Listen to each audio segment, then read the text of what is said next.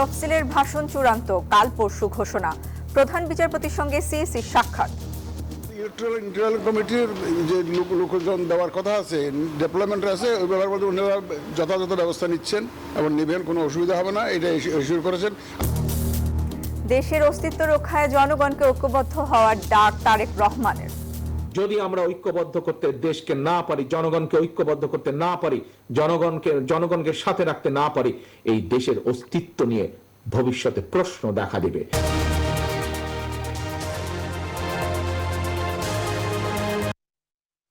দেখছিলেন প্রধান শিরোনামে আরো যা থাকছে। আপাতত দেশেই হবে বেগম খালেদা জিয়ার চিকিৎসা, দীর্ঘ যাত্রার ধকল নিতে এখনো প্রস্তুত নন দেশনেত্রী। যাওয়া না যাওয়ার ব্যাপারে এটা সিদ্ধান্ত মিটিংয়ে হবে। বেগম রোকেয়ার অনেক স্বপ্নই বাস্তবায়িত হয়নি, প্রধান উপদেষ্টার আফসোস। পদক তুলে দিলেন 4 নারীর হাতে। ঢাকায় নতুন আয়নাঘরের তথ্য ট্রাইব্যুনালে জানালেন হাসনাত, গুমের মামলায় অভিযোগ গঠনের আদেশ রবিবার। বগুড়ায় বিএনপির প্রার্থীকে হোয়াটসঅ্যাপে হুমকি, কোটি টাকা দাবি, রাজনৈতিক নেতা সহ সচেতন মহলে উদ্বেগ। ইন্দোনেশিয়ার জাকার্তায় ভবনে আগুন, অন্তত 20 জনের প্রাণহানি, ভেতরে আটকা অনেকে, ধারণা কর্তৃপক্ষের। এবং পূর্বাচল স্টেডিয়ামের মাটি চুরি নিয়ে তদন্ত কমিটি হচ্ছে, দেশ জুড়ে মাঠের দুর্বল দশা দেখে হতাশ আসিফ আকবর।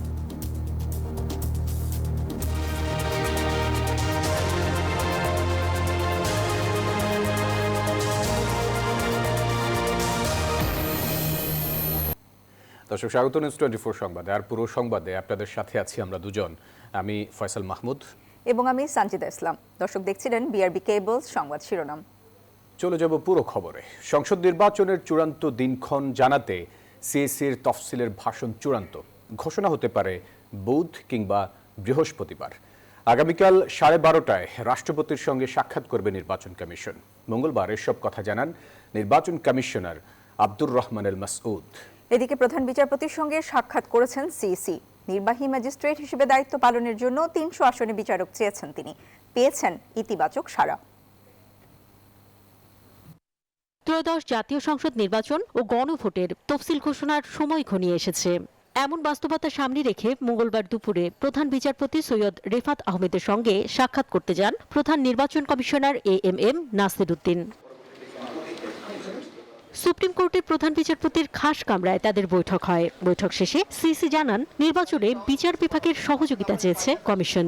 ইলেকট্রাল ইনকোয়ারি কমিটির যাতে ওনারা ডেপ্লয় করবেন আমাদের শিডিউল ঘোষণার সাথে সাথে, এই কাজটা যাতে ত্বরান্বিত করেন উনি, সেটা ওনাকে একটু রিকোয়েস্ট করেছে। উনি জাস্ট ইলেকট্রাল কমিটির যে লোকজন দেওয়ার কথা আছে, ডেভেলপমেন্ট আছে, ওই ব্যাপারে বলতে ওনারা যথাযথ ব্যবস্থা নিচ্ছেন এবং নেবেন, কোনো অসুবিধা হবে না, এটা এশিওর করেছেন। আর কোনো মামলা নিয়ে কোনো আলাপ করেন না। এদিকে বিটিভি ও বাংলাদেশ বেতারকে সোমবারই তফসিলের ভাষণ রেকর্ড করতে চিঠি পাঠায় কমিশন। নির্বাচন কমিশনার আব্দুল রহমান আল মাসউদ জানান, বুধবার বেলা 12:30টায় রাষ্ট্রপতির সাথে কমিশন সাক্ষাৎ করবে। এরপর রেকর্ড হবে তফসিলের ভাষণ। পূর্বে দেখা গেছে, যেদিন ভাষণ রেকর্ড হয় সেদিনই তফসিল ঘোষণা করে থাকেন সিইসি। তবে নির্বাচন কমিশনের পক্ষ থেকে জানানো হয়েছে, এবার বুধ বা বৃহস্পতিবার তফসিল ঘোষণা হবে। এদিকে আরপিওতে আরেক দফা সংশোধনী এনেছে সরকার। মূলত পোস্টাল ভোটিং যুক্ত হওয়ার পর গণভোট অধ্যাদেশের সঙ্গে আরপিওতে সমন্বয় করতেই এই পরিবর্তন। এছাড়াও এসপি ও রিটার্নিং কর্মকর্তার ক্ষমতা বাড়ানো হয়েছে সংশোধনীতে। অন্তরা বিশ্বাস, নিউজ 24, ঢাকা। দেশ গঠনে জনগণকে ঐক্যবদ্ধ করতে না পারলে দেশের অস্তিত্ব নিয়ে প্রশ্ন দেখা দেবে, এমন মন্তব্য করেছেন বিএনপির ভারপ্রাপ্ত চেয়ারম্যান তারেক রহমান। মঙ্গলবার বিকেলে বিএনপির দেশ গড়ার পরিকল্পনা কর্মসূচিতে ভার্চুয়ালি যুক্ত হয়ে এই কথা বলেন তিনি। তারেক রহমান বলেন, বিএনপি ক্ষমতায় গেলে দুদকের কাজে হস্তক্ষেপ করবে না।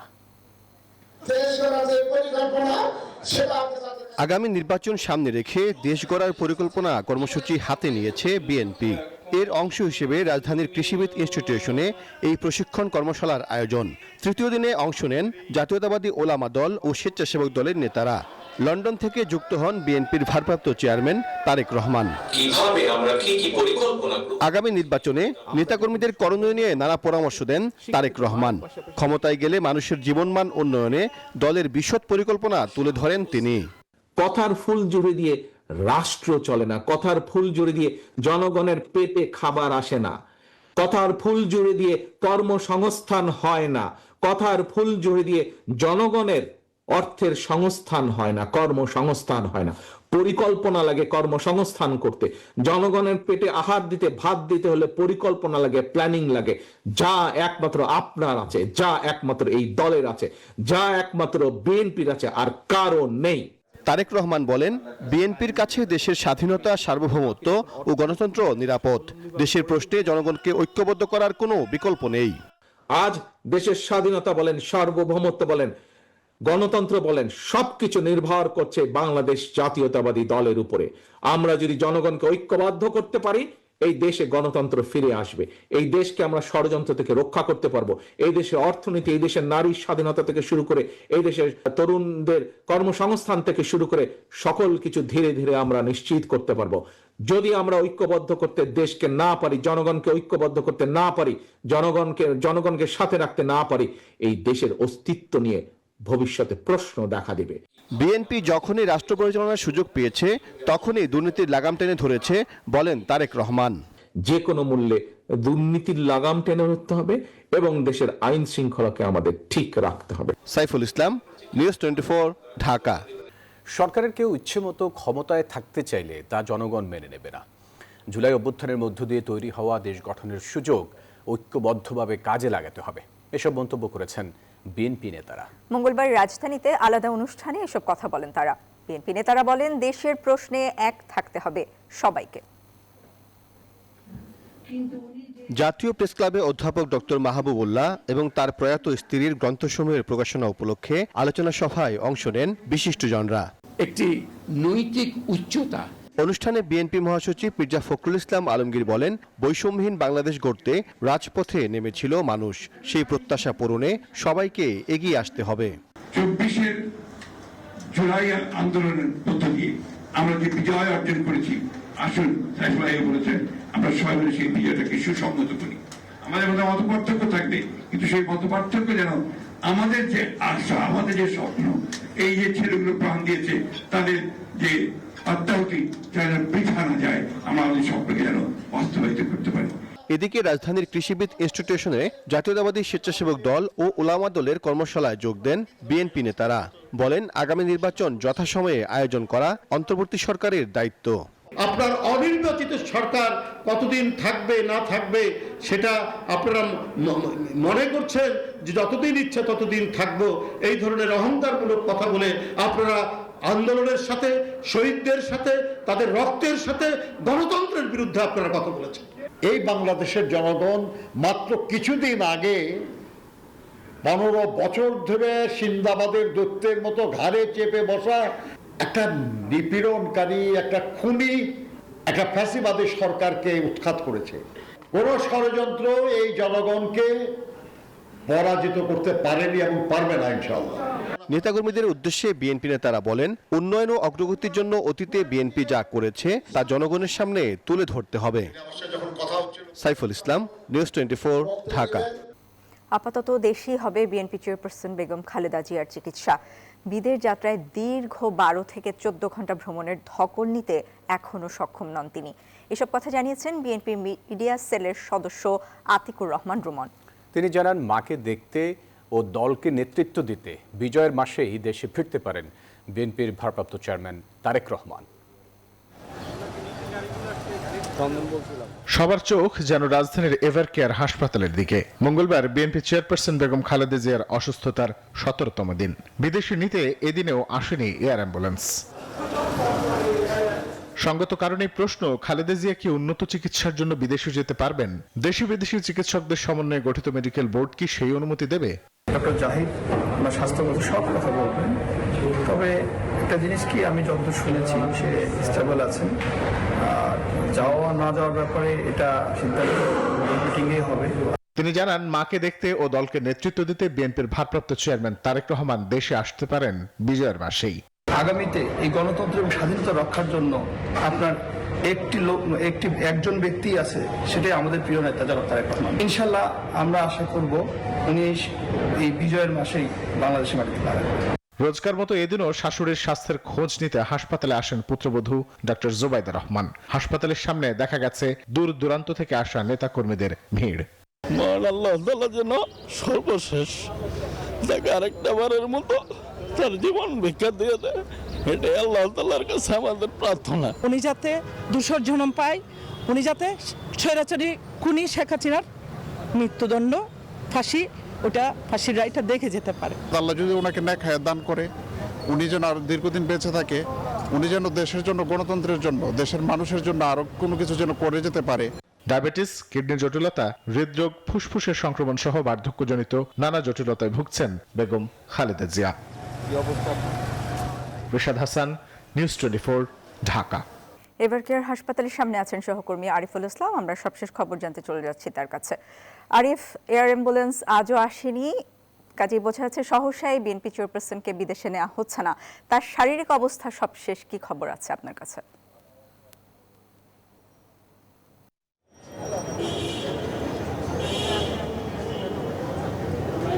পদ্মা, বেগম খালেদা জিয়ার যে ফুসফুসের জটিলতা, ডায়াবেটিস এবং কিডনি যে জটিলতা, যে সমস্যাগুলো রয়েছে সেগুলো মূলত অপরিবর্তিত থাকায় কিন্তু বিদেশে নিয়ে যাওয়ার যে বিষয়টি সেটি আপাতত স্থগিত রাখা হয়েছে। আর কাতার আমিরের দেয়া যেই অ্যাম্বুলেন্সটি সেটিও কিন্তু আর আপাতত আসছে না, এমনটা কিন্তু আমরা জানতে পেরেছি।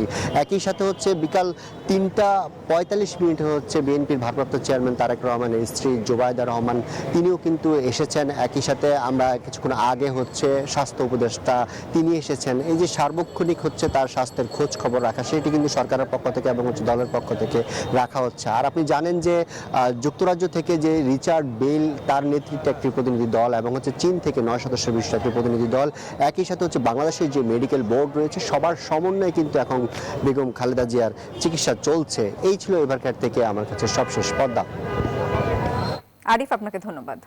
শতাব্দী পেরিয়ে গেলেও বেগম রোকেয়ার অনেক স্বপ্নই রয়ে গেছে অন্ধকারে। আফসোস করলেন প্রধান উপদেষ্টা ডক্টর মোহাম্মদ ইউনূস। তিনি বলেন, এই স্বপ্ন বাস্তবায়নে নারীদেরকেই এগিয়ে আসতে হবে। মঙ্গলবার রাজধানীর ওসমানী স্মৃতি মিলনায়তনে বেগম রোকেয়া দিবসের আয়োজনে এসব কথা বলেন তিনি।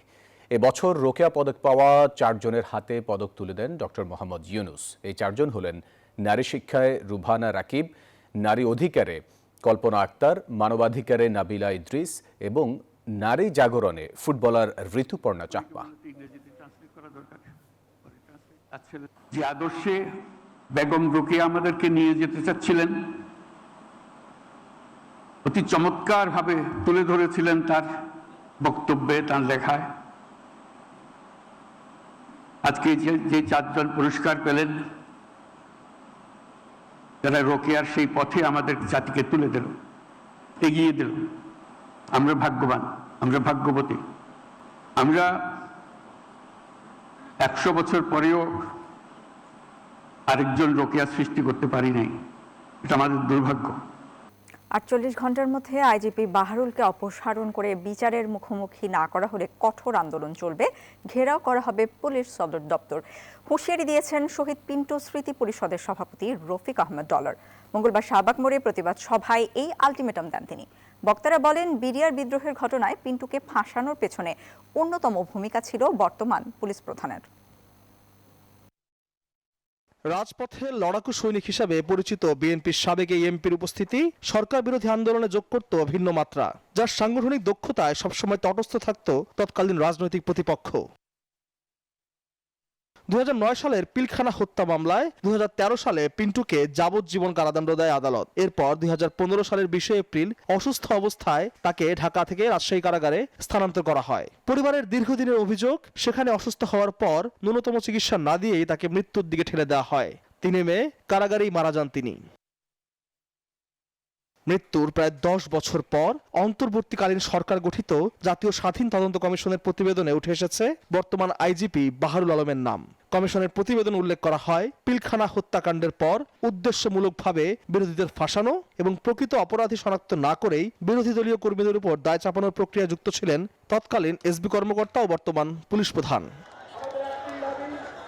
এই প্রতিবেদনের জের ধরেই মঙ্গলবার শাহবাগ মোড়ে প্ল্যাকার্ড ও ব্যানার হাতে জড়ো হন পিন্টুর অনুসারীরা।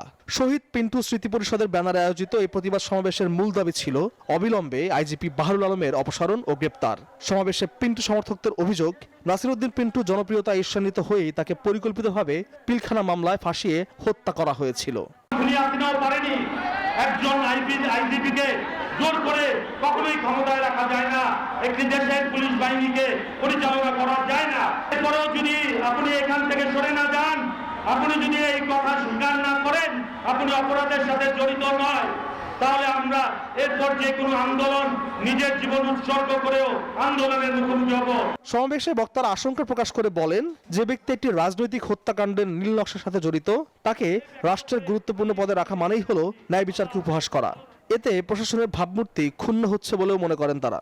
নাসিরউদ্দিন আহমেদ পিন্টু হত্যাকাণ্ডের সংশ্লিষ্টতার অভিযোগে আগামী 48 ঘন্টার মধ্যে যদি আইজিপি বাহারুলের অপসারণ করা না হয়, ইনশাল্লাহ 48 ঘন্টা পরে আমরা পুলিশ বিভাগের যে সমস্ত রয়েছে, অফিস রয়েছে, আমরা সেটা কিন্তু ঘেরাও করব। পরবর্তীতে আমরা যমুনাতে যাব। আন্দোলনকারীরা ন্যায় বিচার নিশ্চিত করার স্বার্থে তদন্তে নাম আসা আইজিপিকে পুলিশ বাহিনী প্রধানের পদ থেকে অপসারণ করে অবিলম্বে বিচারের মুখোমুখি করতে 48 ঘন্টার আলটিমেটাম দেন। আল মোহাম্মদুল খান, নিউজ 24, ঢাকা। ট্রাইব্যুনালে নতুন এক আয়নাঘরের তথ্য জানালেন এনসিপির দক্ষিণাঞ্চলের মুখ্য সংগঠক হাসনাত আব্দুল্লাহ। বলেন, এটি রাজধানীর মৎস্য ভবন ও আন্তর্জাতিক মাতৃভাষা ইনস্টিটিউটের মাঝামাঝি এলাকায়। মঙ্গলবার আবু সাইদ হত্যা মামলার সাক্ষ্য দিতে এসে এই তথ্য জানান তিনি। আদালতকে হাসনাত জানান, গণমাধ্যম প্রশাসন নিয়ন্ত্রণ করে ক্ষমতা পাকাপোক্ত করেছিলেন শেখ হাসিনা। এদিকে গুমের মামলায় শেখ হাসিনা ও সেনা কর্মকর্তা সহ 13 আসামির বিরুদ্ধে অভিযোগ গঠনের আদেশের দিন আগামী রবিবার ঠিক করেছেন আদালত।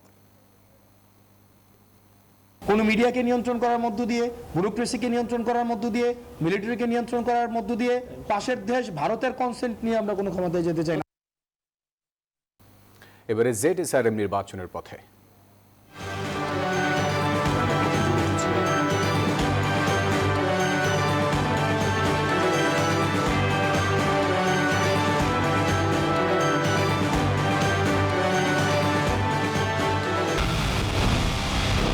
পুরো দেশের মুখে হাসি ফোটাতে নিজেকে হতে হয় স্ট্রং, আর মনোবল হতে হয় স্পার্ক জিরো। জেডএসআরএম 25 বছরের পথ চলায় নিরাপদে রাখার প্রত্যয়ে। বগুড়ায় বিএনপির প্রার্থী ও সাবেক এমপি আলহাজ মোশাররফ হোসেনকে হোয়াটসঅ্যাপে অজ্ঞাতনামা বিদেশি নাম্বার থেকে হুমকি দিয়ে কোটি টাকা দাবির অভিযোগ উঠেছে। টাকা না দিলে এআই দিয়ে অশ্লীল ছবি সামাজিক যোগাযোগ মাধ্যমে ছেড়ে দেওয়ারও হুমকি দেয়া হয়।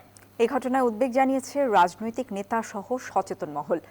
আব্দুর রাজ্জাকের ক্যামেরায় আব্দুস সালাম বাবুর তথ্যচিত্রে ডেস্ক রিপোর্ট।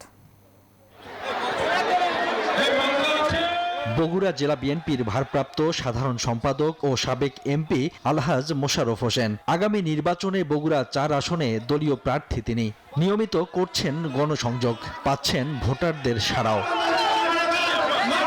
এরই মাঝে হঠাৎই প্রতারকের খপ্পরে পড়েছেন তিনি। জানান, গত 8 ডিসেম্বর তার ব্যক্তিগত মুঠোফোনে হোয়াটসঅ্যাপে অজ্ঞাত বিদেশি নম্বর থেকে বারবার ফোন ও মেসেজ আসে। চাওয়া হয় 1 কোটি টাকা, আর সেই টাকা না দিলে এআই প্রযুক্তির মাধ্যমে বিভিন্ন অশ্লীল ছবি তৈরি করে সামাজিক যোগাযোগ মাধ্যমে ছড়িয়ে দেওয়ারও হুমকি দেয়া হয়। পরিশোধ করতে বলা হয় বিটকয়েনের মাধ্যমে। সে আমাকে বলছে যে আমি আপনার সঙ্গে কথা বলতে চাই এবং আপনার সামনে নির্বাচন, আপনি আমাদেরকে যদি টাকা পয়সা দেন তাহলে আপনাকে কোনো ডিস্টার্ব করব না। আমার ডিমান্ড খুব সিম্পল। নির্বাচনের আগে জনপ্রিয়তা ক্ষুণ্ণ করতে হুমকি, সাইবার বুলিং এর শিকার হওয়ার আশঙ্কা ভুক্তভোগী এই বিএনপি নেতার। আমার পিছনে তারা শত্রুতার মতো কাজ করছে এবং এআই দিয়ে আমাকে মানুষের সামনে ভোটের আগে আমার ইমেজকে ক্ষুণ্ণ করার চেষ্টা করছে। এ ঘটনায় তার পক্ষে বগুড়া সদর থানায় সাধারণ ডায়েরি হয়েছে। একজন রাজনীতিবিদকে এমন হুমকি দেয়ায় উদ্বেগ প্রকাশ করে দ্রুত পদক্ষেপ নেয়ার দাবি সচেতন মহল সহ রাজনীতিবিদদের। এই নিউজটা সবার জন্য একটা অ্যালার্মিং ঘটনা, যে কাউকে যে কোনো সময় এই বিপদে ফেলাতে পারে। আইন শৃঙ্খলা বাহিনী সক্রিয় হওয়া দরকার। এইটা কোত্থেকে হচ্ছে, কোথা থেকে হচ্ছে। তবে এ বিষয়ে আইনি ব্যবস্থা নেওয়ার আশ্বাস দিয়েছে পুলিশ। বগুড়া 4 আসনের বিএনপি মনোনীত প্রার্থী মোশাররফ হোসেনের অশ্লীল ছবি ফেসবুকে ছড়িয়ে দিবে মর্মে এই সংক্রান্তে একটা জিডি হয়েছে। এই ব্যাপারে আমরা আইনগত ব্যবস্থা প্রক্রিয়াধীন। আলহাজ মোশাররফ হোসেন 2018 সালের একাদশ জাতীয় সংসদ নির্বাচনে ধানের শীষ প্রতীক নিয়ে প্রতিদ্বন্দ্বিতা করে সংসদ সদস্য নির্বাচিত হয়েছিলেন। পরে দলীয় সিদ্ধান্তে পদত্যাগ করেন তিনি। Desk report, news 24। এবারে মধুমতি ব্যাংক পিএলসি অর্থ বাণিজ্যের সংবাদ।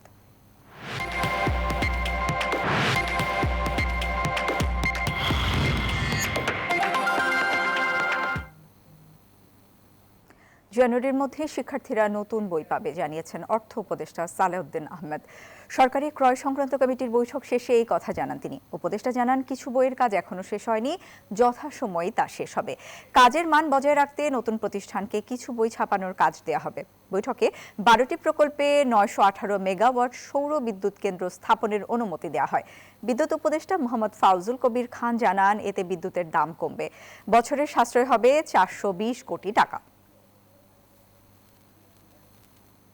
পাঠ্যপুস্তক যেগুলো বাকি ছিল ক্লাস 1 থেকে 10 পর্যন্ত কয়েকটা আমরা রিটেন্ডার করতে বলেছিলাম।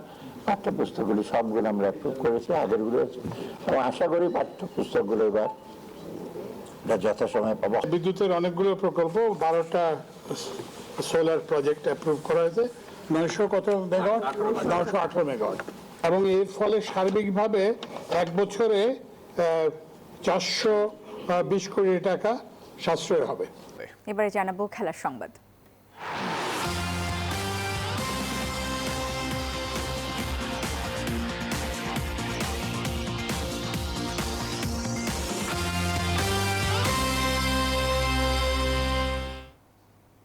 পূর্বাঞ্চল স্টেডিয়ামের মাটি চুরির বিষয়ে 3 সদস্যের তদন্ত কমিটি গঠন করতে যাচ্ছে বিসিবি, জানিয়েছেন গ্রাউন্ডস কমিটির চেয়ারম্যান খালেদ মাসুদ পাইলট।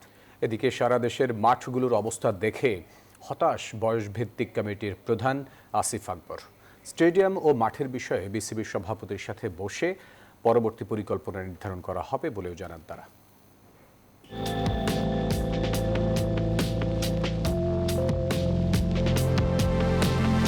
হঠাৎ করে পূর্বাঞ্চল স্টেডিয়াম পরিদর্শনে বিসিবির পরিচালকরা ঘুরে দেখলেন সেখানকার অবকাঠামো। তবে সম্প্রতি পিচের মাটি চুরির বিষয়টি গণমাধ্যমে আসতেই তোড়জোড় বেড়েছে তাদের। গ্রাউন্ডস কমিটির প্রধান খালেদ মাসুদ পাইলট জানালেন, এ বিষয়ে দ্রুতই 3 সদস্যের কমিটি গঠন করবেন তারা। মাটির সংক্রান্ত যে জটিলতা আছে সেটা আমাদের একটা তদন্ত কমিটি করব, এবং আমি মনে করি যে তদন্ত কমিটির মাধ্যমে ফেয়ার জিনিসটা বেরিয়ে আসে, কারা কারা এখানে ইনভলভ, বাইরের কারা আছে ইনভলভ, এবং আমাদের কারা জড়িত আছেন সেটা আমার মনে হয় বের করা উচিত। আপাতত বিসিবির চোখ ঢাকার মধ্যে খেলার উপযোগী মাঠ তৈরি করা, যাতে জাতীয় দলের বাইরে টুর্নামেন্টগুলো যেন বাকি মাঠগুলোতে আয়োজন করা যেতে পারে, আর তাতে মিরপুরের ওপর কমে চাপ। ঢাকা শহরে প্রচুর স্বল্পতা আছে মাঠের, আপনারা জানেন। আমাদের লিগগুলোতে বাইরের মাঠগুলো হায়ার করে নিয়ে খেলতে হয়, লিগগুলোকে আমরা সময় মতো দিতে পারি না অনেক মাঠগুলো। তো এখানে যদি 3টা মাঠ যদি আমি রেডি করতে পারি, প্লাস আপনার ফতুল্লায় ইনার এবং আউটারটা আমাদের খুব শীঘ্রই আমরা চালু করার প্ল্যান আছে। এদিকে বয়সভিত্তিক দল নিয়ে কাজ করছেন আসিফ আকবর। সারা দেশের স্টেডিয়ামগুলোর সুযোগ সুবিধা ঘুরে দেখছেন তিনি। এদিন পূর্বাঞ্চল মাঠেও ঘুরে গেলেন, জানালেন এখন তাদের লক্ষ্য সারা দেশে ক্রিকেটের জন্য সুযোগ সুবিধা বৃদ্ধি। বিসিবি পূর্বতন প্ল্যান অনুযায়ী 8টা বিভাগের ডিপো হবে এবং কিছু হাব তৈরি করা হবে, যেমন মানে কক্সবাজার, কুমিল্লা কিংবা আপনার গাজীপুর, মানে যেখান থেকে ডিস্ট্রিক্টগুলো আশেপাশে থাকে এই যন্ত্রপাতিগুলো যাবে, আবার যন্ত্রপাতি ফেরত আসবে ডিপোতে, যেন রক্ষণাবেক্ষণ হয়। তো বিসিবি এমনভাবে ইনভেস্টমেন্টটা করছে যেখানে নতুন 2-1টা স্পন্সর আসছে যারা এই সমস্ত জিনিস পৃষ্ঠপোষক করতে চায়। আগামী 15 ডিসেম্বর অস্ট্রেলিয়া থেকে ছুটি কাটিয়ে দেশে ফিরবেন বিসিবি সভাপতি আমিনুল ইসলাম বুলবুল। তার সাথে বসে ক্রিকেটের উন্নতিতে পরবর্তী পরিকল্পনা নির্ধারণ করা হবে বলেও মন্তব্য করেন বোর্ড কর্তারা। শুভদেবনাথ, নিউজ 24 ঢাকা। দর্শক, এই ছিল নিউজ 24 সংবাদে। সাথে থাকায় ধন্যবাদ সবাইকে।